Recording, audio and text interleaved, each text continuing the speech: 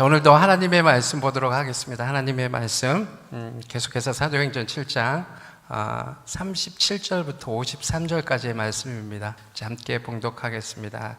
이스라엘 자손에 대하여 하나님이 너희 형제 가운데서 나와 같은 선지자를 세우리라 하던 자가 곧 이 모세라.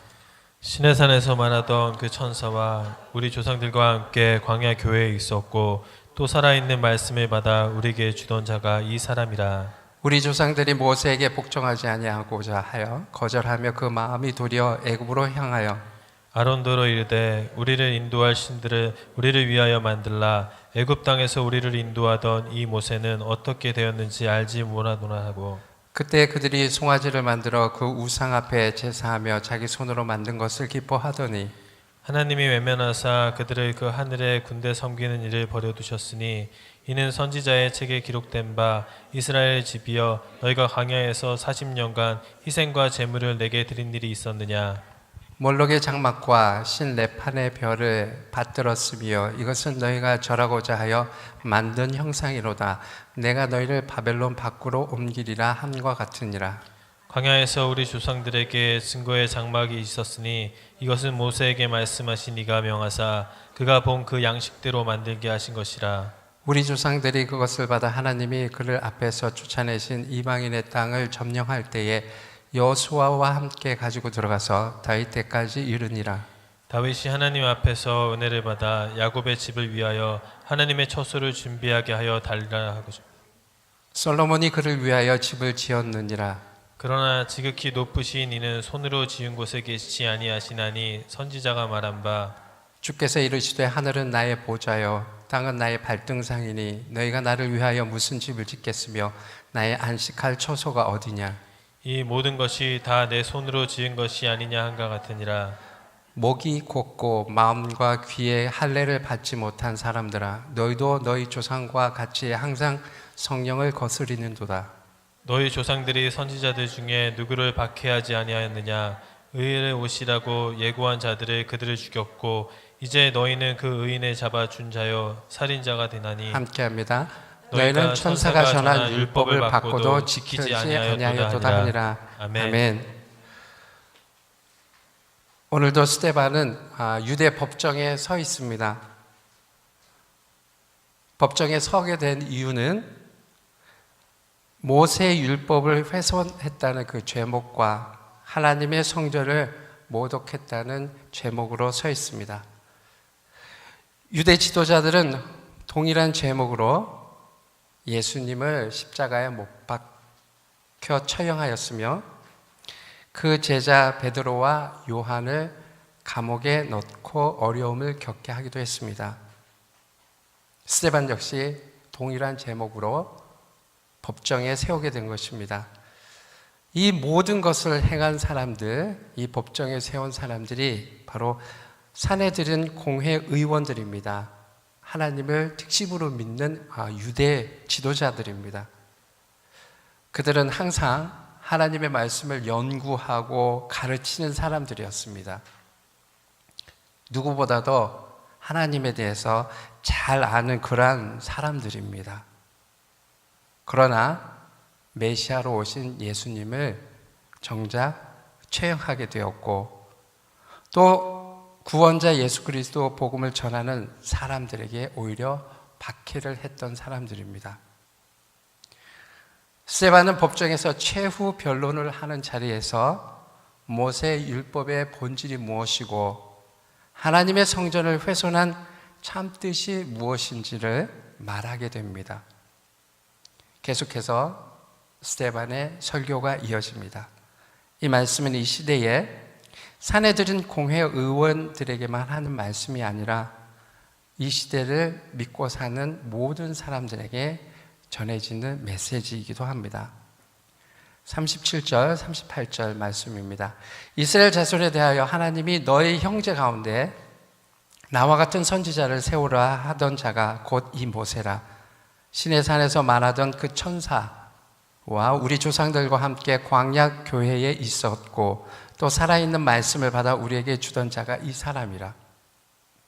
하나님께서 이스라엘의 백성 구원자로 부르시고 보내셨던 모세는 이스라엘 백성에게 하나님께서 나와 같은 선지자를 보내주실 것이라고 예언하였습니다.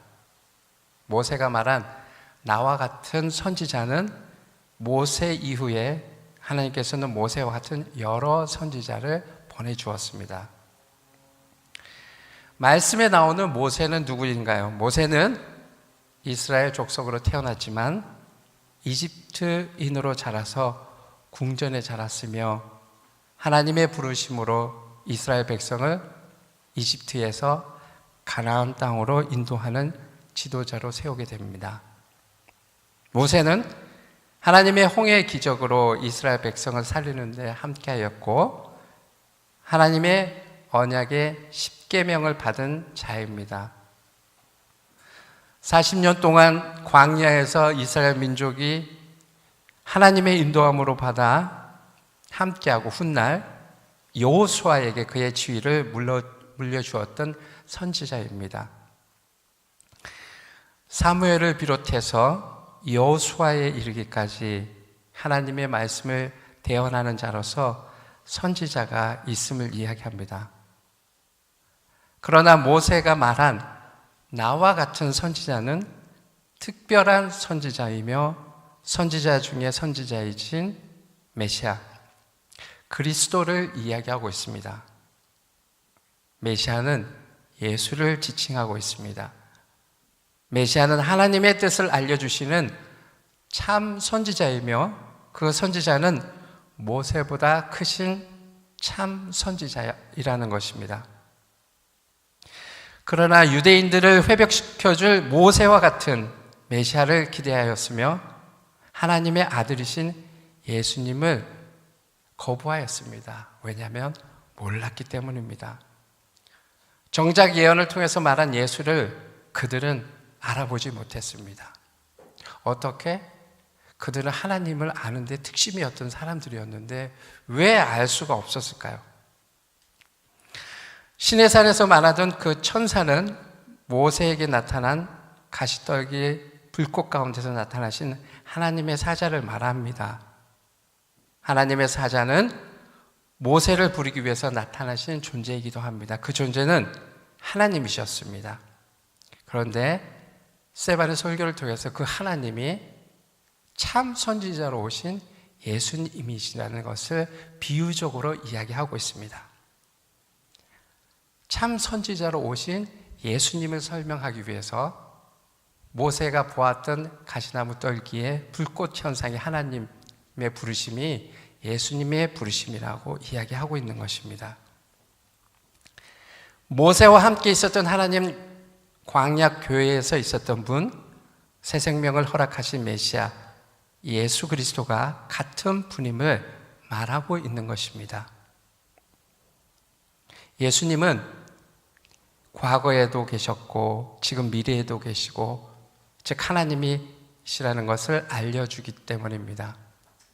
이 말씀을 우리가 말씀 그대로 받으면 잘 이해가 안 가겠지만은 우리 하나님은 삼위일체의 하나님이시라는 것입니다. 성부 하나님, 성자 하나님, 성령 하나님.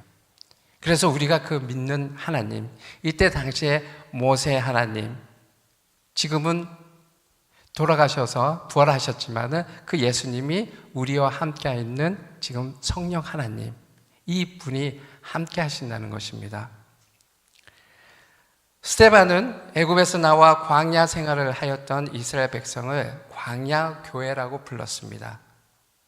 신약 성경의 교회라는 말과 같은 뜻을 가진 구약 성경의 의미는 총회 혹은 회중이라는 뜻을 가지고 있습니다. 교회는 건물이나 어떤 조직을 가리키지 않고 하나님의 백성을 가리키는 말이라는 것입니다. 우리는 교회, 성전을 건물로 제한적으로 만들기도 합니다. 그래서 마치 교회, 예배에서만 하나님이 계시다고 생각하는 그런 오류를 범하기도 합니다. 하나님께서는 건물 안에 교회만 존재하는 하나님이 아니라 우리 삶 가운데 어디든지 함께 계시다는 것입니다. 우리가 그분을 모실 때 그 자체가 교회라는 것입니다. 하나님은 우리에게 예배를 드릴 때 우리의 중심이 더욱 중요하다고 말씀하고 있습니다. 너희가 예배 드리기 전에 만약 누군가와 다툼이 있다면 꼭 풀고 예배를 드리라고 하였습니다. 이 말씀이 무엇인고 하면 우리가 외형적으로 나오는 그런 예배의 모습이 아니라 하나님은 항상 마음의 중심을 더 보신다는 말씀입니다. 교회에서 기도하는 사람들도 마찬가지입니다. 대부분 자기의 유익을 위해서 기도하는 경우가 많다는 것입니다. 그것은 하나님의 믿음의 본질이 아니라는 것입니다. 물론 부족함을 하나님께 구하는 기도는 분명 필요합니다. 그렇지만 우리가 믿는 그 하나님은 우리가 하나님을 믿음으로 나아갈 때 우리의 부족을 채워주신다고 말씀하셨습니다. 즉 다시 말해서 마치 교회, 하나님을 믿는 것이 나의 결핍이라든지 부족한 것을 채워주는 수단으로 생각하면 안 된다는 것입니다. 바리새인들이 그랬습니다. 유대 지도자들이 그랬습니다. 모세 율법으로 겉으로 보여지는 외형은 아주 잘 지키는 사람들이었습니다. 그래서 그들은 기도하는 모습을 굳이 동네 어귀에 서서 기도를 합니다. 기도하는 것을 사람들한테 보여지기 위해서. 진정한 하나님의 은혜와 사랑을 믿음으로 한 것이 아니라 율법적인 신앙, 갖추어진 신앙, 보여지는 신앙, 틀에 있는 신앙, 내 마음과 뜻은 온전함이 없고 외형적인 율법으로서 가득 찬 신앙생활을 한 사람들이 바로 유대의 지도자들이었습니다. 39절 40절의 말씀입니다. 우리 조상들이 모세에게 복종하지 아니하고자 하여 거절하며 그 마음이 도리어 애굽을 향하여 아론더러 이르되 우리를 인도할 신들을 우리를 위하여 만들라. 애굽 땅에서 우리를 인도하던 이 모세는 어떻게 되었는지 알지 못하였나라 하고, 하나님께서 모세를 세우셨고 보내셨고 그의 말씀을 전하게 하셨으나 이스라엘 조상들은 모세를 거절하고 그에게 복종하지 않았습니다. 그들의 마음은 도리어 애굽을 향했습니다. 하나님이 보내주신 모세를 말씀을 듣지 않았어요. 왜? 지금 당장 고생하고 힘드니까 옛날에 애굽에 있었던 생각이 더 간절한 것이었습니다. 분명히 하나님께서 믿음으로 인도해 주시고 믿음으로 나갈 길을 원했지만 애굽을 탈출한 이스라엘 민족들은 하나님이 보내주신 모세를 원망하고 하나님을 원망하기 시작했던 것이었습니다. 하나님의 인도로 광야 생활에 어려움을 겪게 된 이스라엘 백성들은 과거의 애굽 생활을 그리워했습니다. 그때는 고생은 직사에서도 먹을 것은 잘 먹었거든요. 먹을 건 잘 먹고 방탕한 생활도 적당히 했고 주어진 것들이 있었거든요. 그런데 하나님의 말씀 믿고 광야 생활하는 그 훈련 가운데서는 먹을 것도 제대로 없고 불편하니 이만저만이 아니었습니다. 옷도 맨날 그 옷만 입는 것 같고 즐기려고 하는 그 모습이 없고 그러다 보니까 남한테 보여주는 것이 없거든요. 하나님을 믿고 인도함을 따라서 가는데 뭐 좀 나아져야지, 좋아져야지, 쾌락적인 게 있어야지. 그래서 이스라엘 백성들은 모세를 원망하였습니다. 애굽에서의 생활은 물질 중심이고 쾌락 중심이고 죄악이 가득 차 있었지만은 이스라엘 백성은 그것을 더 원하게 되었던 것이었습니다. 거기에는 술 취함과 방탕함이 있었고 경검함이나 거룩함이나 절제함이 없었던 곳이기도 합니다. 그래서 모세가 하나님과 대화하기 위해서 시내 산으로 올라갈 때 이스라엘 백성은 40일을 참고 기다리지 못했어요. 너희들이 그렇게 힘드니? 모세가 하나님한테 기도하러 40일 동안 시내산으로 올라갑니다. 그런데 난리가 난 거예요.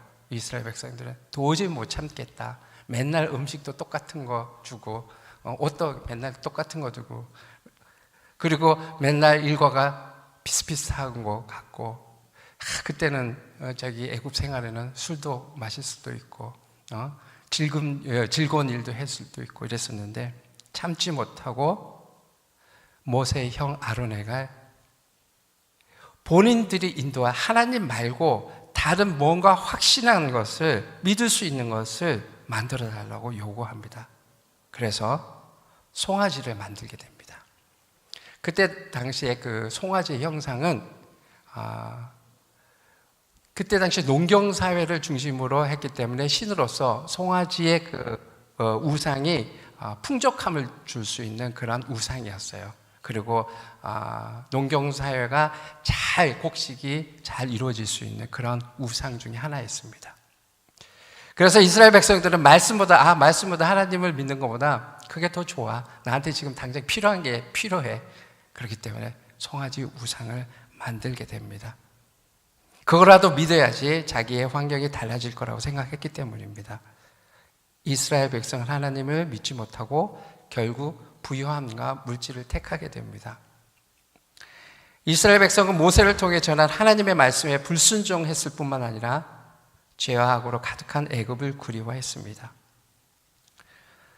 스데반은 새로운 땅을 기업으로 주시겠다는 하나님의 약속을 잊어버리고 과거의 노예 생활에 집착했던 이스라엘 백성, 어리석음을 배역망덕하게 날카롭게 지적하였습니다. 애굽에서 노예 생활할 때는 또 하나님께 그랬어요. 이런 생활 못하겠다. 하나님 우리를 구원해 달라고 기도가 하나님께 들어주셔서 말씀으로 애굽에서 구원을 해줬는데 그 광야 생활이 마음에 들지 않았어요. 그래서 또 원망하고 급기야는 우상을 만들어서 그것을 믿는 것이었습니다. 여기서 만든 우상이라는 것은 사회에서 이루어준 사회적인 우리가 살면서 이루어주는 그 우상의 그 중심을 두었다는 것입니다. 우리도 신앙생활 하다 보면 그렇지 않나요?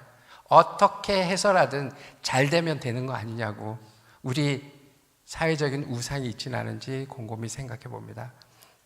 하나님께서는 우리에게 하나님의 선한 말씀과 은혜 가운데 살기를 원하지 결코 세상 가치에 있는 크리스찬으로의 삶을 누구한테 성공된 모습을 보이고 풍족한 모습을 보이기를 원해서 믿음을 허락하신 것이 아니란 것이었습니다.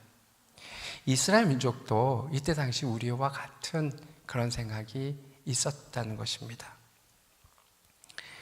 41절에 그때 그들이 송아지를 만들어 그 우상 앞에 제사하며 자기 손으로 만든 것을 기뻐하더니 어째 보면 우리가 신앙생활 하면서 늘 하나님께 그 표적을 구하지 않나요? 보여주십시오.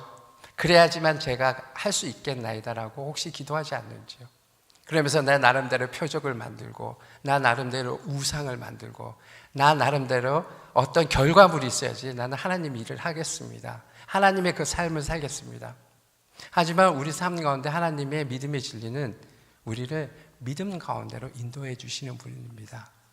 그렇지 않다면은 하나님은 우리는 늘상 어디 가서 기도만 해야 되고 무릎 꿇고 우리가 이제 종교 중에 어떤 종교가 있냐면은 저 티베트 종교 같은 경우에 가면은 막 산을 막 고행길을 가면서 이렇게 하시는 분들이 있어요.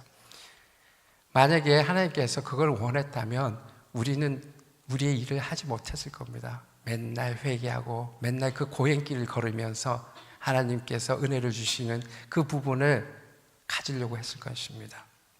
그런데 하나님은 우리에게 믿음을 원했던 것이었습니다. 42절, 43절에 보겠습니다. 하나님이 외면하사 그들을 그 하늘 군대 섬기는 일에 버려두셨으니 이는 선지자의 책에 기록된 바 이스라엘을 지비어 너희가 광야에서 40년간 희생과 제물을 내게 드린 일이 있었느냐 몰록의 장막과 신 레판의 별을 만들었으며 이것은 너희가 저러고자 하여 만든 형상이로다 내가 너희를 바벨론 밖으로 옮기라 함과 같으니라. 오늘 이 말씀을 조용히 묵상해 보면 우리가 정말 하나님을 무엇을 믿었을까요? 곰곰이 생각해 봅니다. 하나님의 말씀에 근거해서 하나님을 믿는 것이 아니라 하나님을 믿으니까 잘 살게 되겠지. 하나님을 믿으니까 내가 부족한 것을 얻겠지. 하나님을 믿으니까 내가 무엇을 가질 수가 있겠지 하면서 그런 믿음에 순전히 자기를 위해서 하나님을 믿은 거 아니냐고 지금 말씀하고 있는 것입니다. 우리가 신앙생활할 때 이게 굉장히 중요합니다. 너희가 정말 하나님을 무엇을 위해서 믿느냐? 결국에는 너 자신을 위해서 하나님을 믿는 거 아니냐? 너 자신의 부유함을 위해서, 너 자신의 살기 위해서 너희가 드려지는 그 제물 과연 어떤 마음으로 드리느냐? 혹시 내가 이 제물을 했으니까 하나님께서 이렇게 복을 주시겠지? 내가 이렇게 봉사와 헌신을 했으니까 하나님께서 나한테 축복을 주시겠지. 모든 기준이 나의 기준이었다는 것입니다. 오늘 이스라엘 백성들이 이때 당시 그랬다는 이야기를 말씀을 통해서 이야기해 주고 있습니다. 하나님은 성경에서도 죄에 대해서 명백하게 짓지 말라고 했습니다.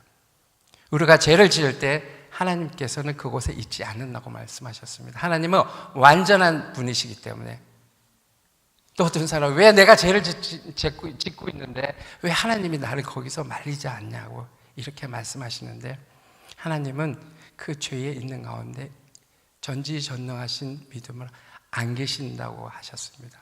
하나님은 완전한 사람이기 때문에 가장 큰 형벌이 죄를 지을 때 하나님께서 돌아보지 않는다고 이야기했습니다. 그렇기 때문에 우린 죄에 대해서 항상 염두에 둬야 됩니다. 그래서 믿는 사람들이 죄에 대해서 크게 도둑질하는 게 죄인가? 큰 일을 남의 임을 탐하는 게 죄인가? 그게 아니라 시기하고 질투하고 하나님 말씀에 거하지 않으며 사는 게 죄라는 것입니다. 우리가 어떤 큰 일을 하면서 근데 신앙생활 하다 보면 얼마나 큰 오류를 범하는가. 내가 주일 예배에 참석을 하고 적당히 봉사를 하고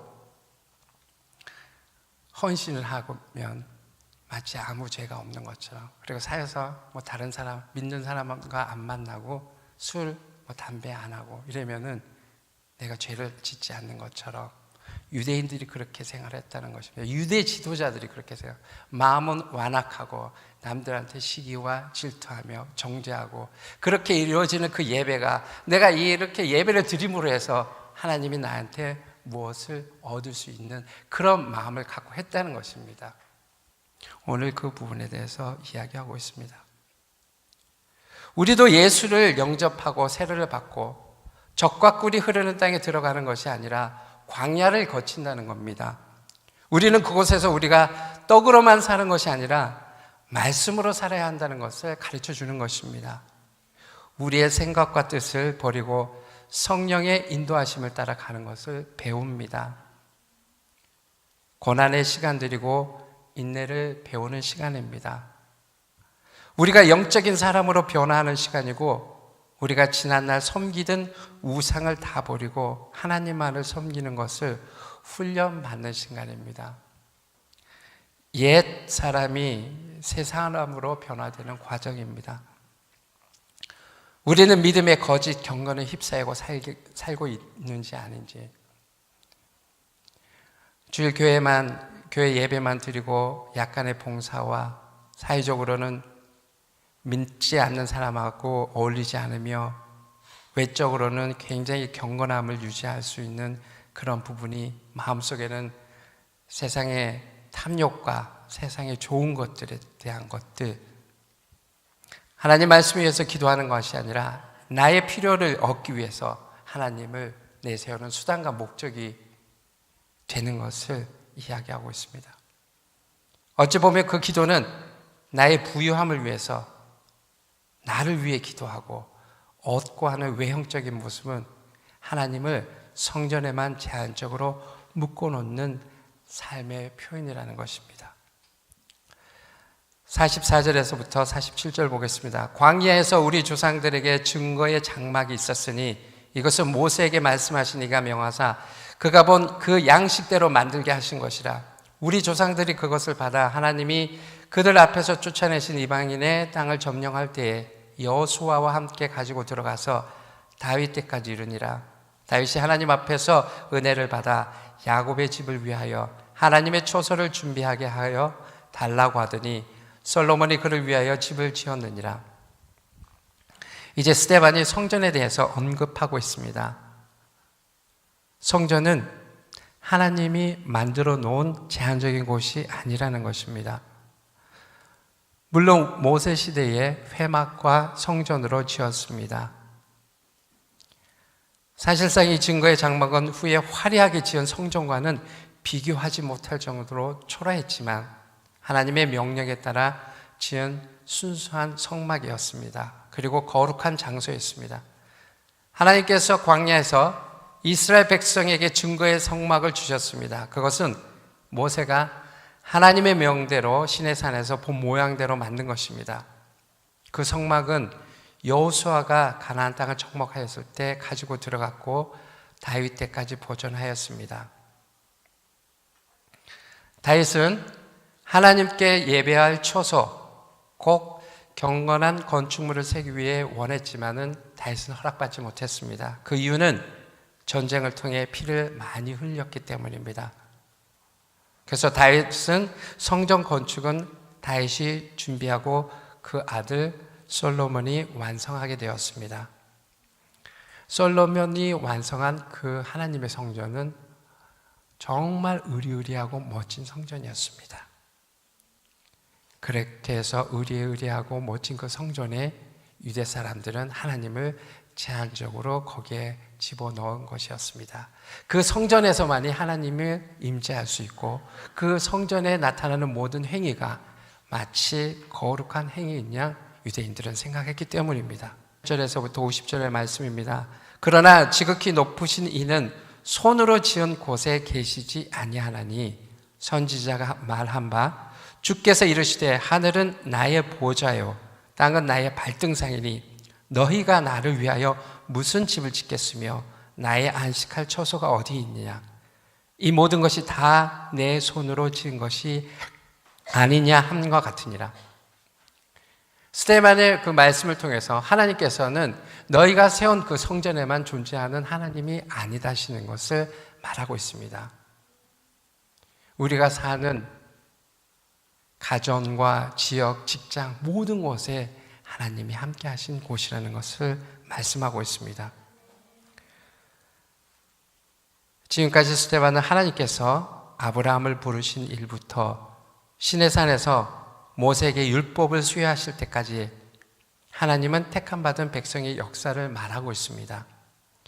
그는 유대인 비난과는 달리 하나님과 모세를 모독하지 않고 오히려 믿고 존경할 뿐 아니라 하나님이 모세를 통하여 자신이 지금 전파하고 있는 그리스도의 오실 길을 예비하셨다는 것을 말하고 있습니다.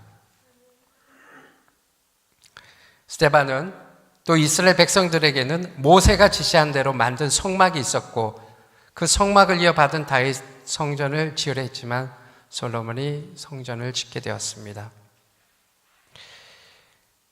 51절의 말씀입니다. 목이 곧고 마음과 귀에 할례를 받지 못한 사람들아 너희도 너희 조상과 같이 항상 성령을 거스리는도다. 우리가 삶에 있다 보면 외형적인 모습 가운데 하나님께서 너희가 성령을 거스리고 있지 않은지 점검해 보라는 것입니다. 스데반은 하나님을 모독했다는 비난을 일축하고 유대 종교 지도자들에 대한 공격을 말하기 시작했습니다. 유대 백성들, 정말 하나님을 특심으로 믿는 그 사람들에게 뭐라고 했냐면 목이 곧은 백성, 그리고 강팍하고 완고한 자라고 이야기하였습니다. 또한 그들은 신체적으로 할례를 받았지만 마음의 할례를 받지 못하고 이방 나라의 할례를 받지 못한 백성들처럼 행하였습니다. 유대 백성들은 다 그랬어요. 할례 받지 못한 백성들에게는 하나님의 부르심을 받지 못한 자들이라고 해서 격리시키고 미워했습니다. 하나님께서 말씀하십니다. 너희가 신체적으로 할례를 받았을지는 모르지만 마음의 할례는 받지 못한 백성이라고 이야기하셨습니다. 마음이 강팍한 자들, 우리도 보면 많이 정죄하는 사람이 있습니다.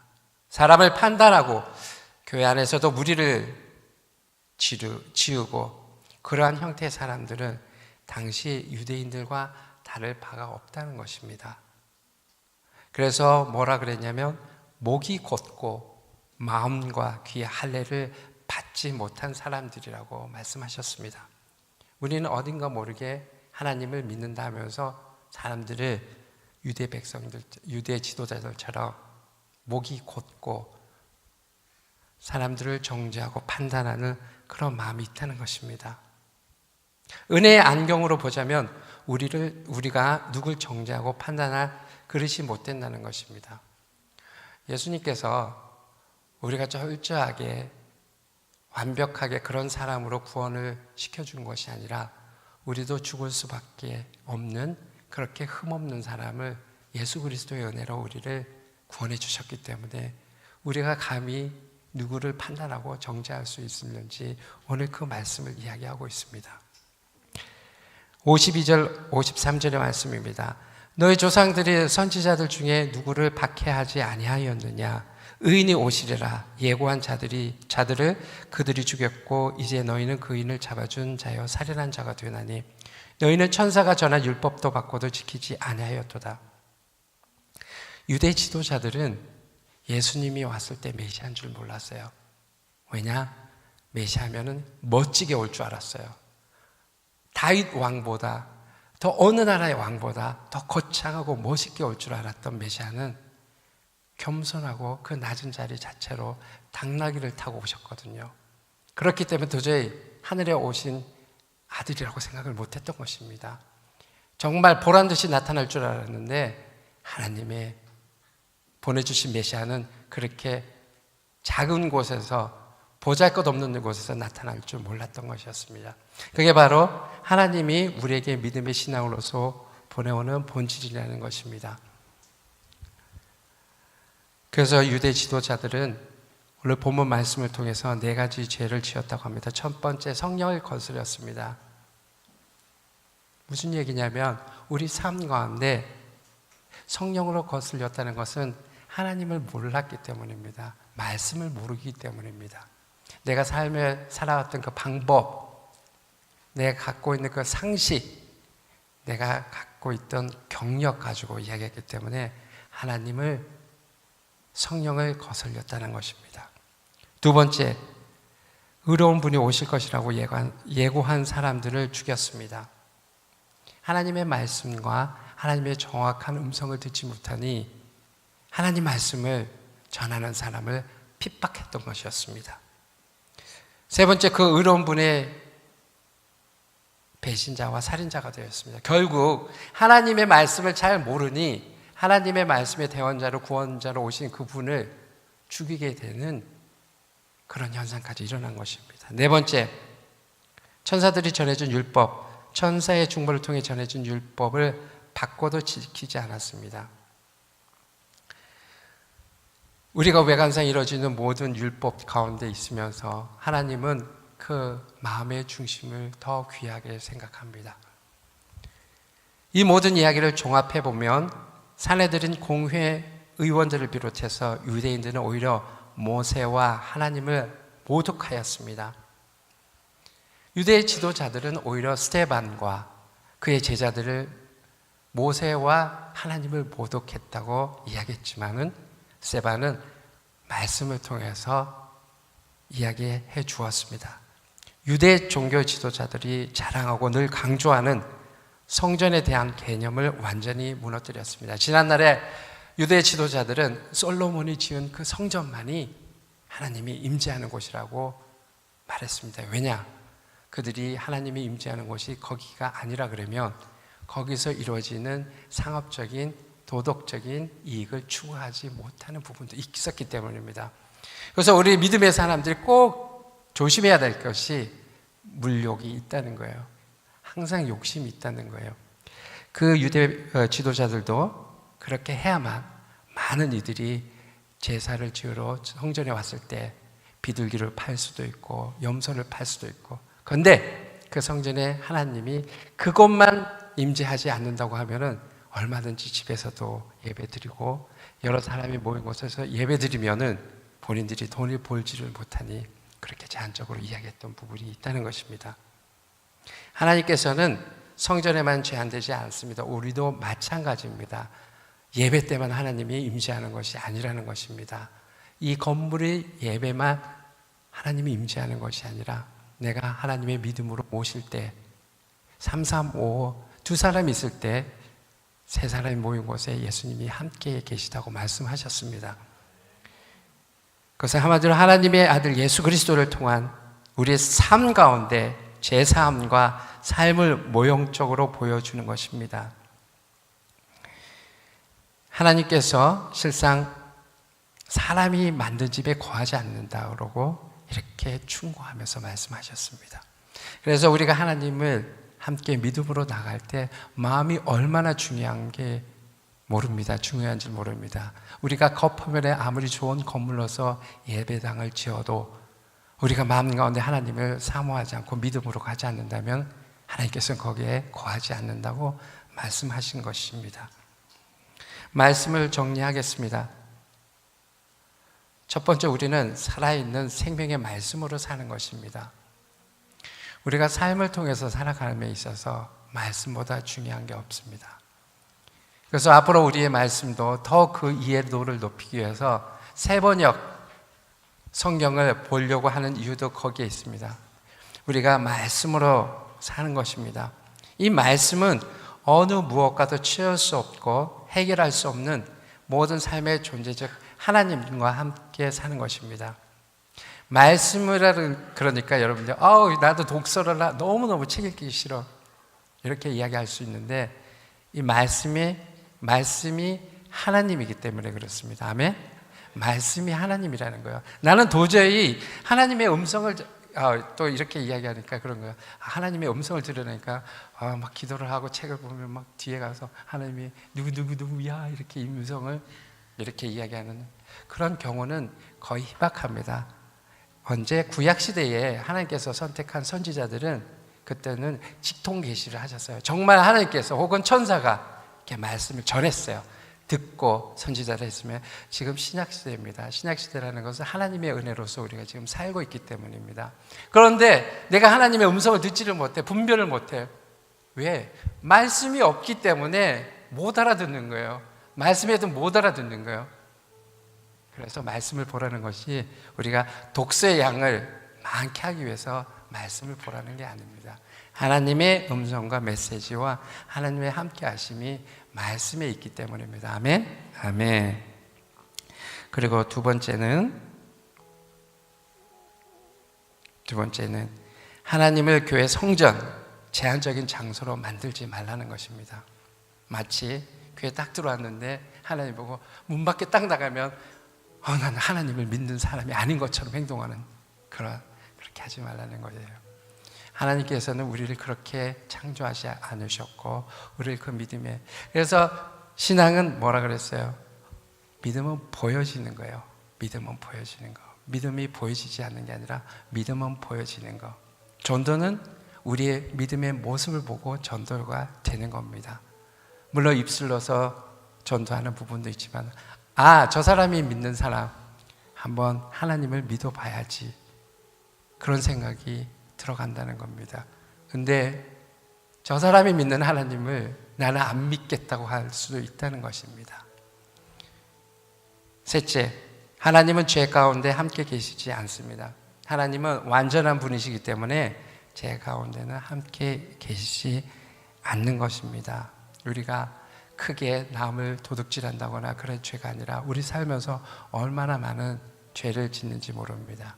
그 죄 또한 내가 말씀에 거할 때 분별할 수가 있어요. 근데 말씀에 거하지 않으면 내가 어디까지 죄인지를 분별을 못해요. 사람들은 가치관이 다르고 지금까지 자란 환경이 다르고 기준이 다르기 때문에, 그렇지만은 내가 말씀에 거하고 기도를 하게 되면 하나님이 알게 해주십니다. 그렇기 때문에 우리는 죄 가운데 있지 않으려고 노력해야 됩니다. 사도 바울은 이야기합니다.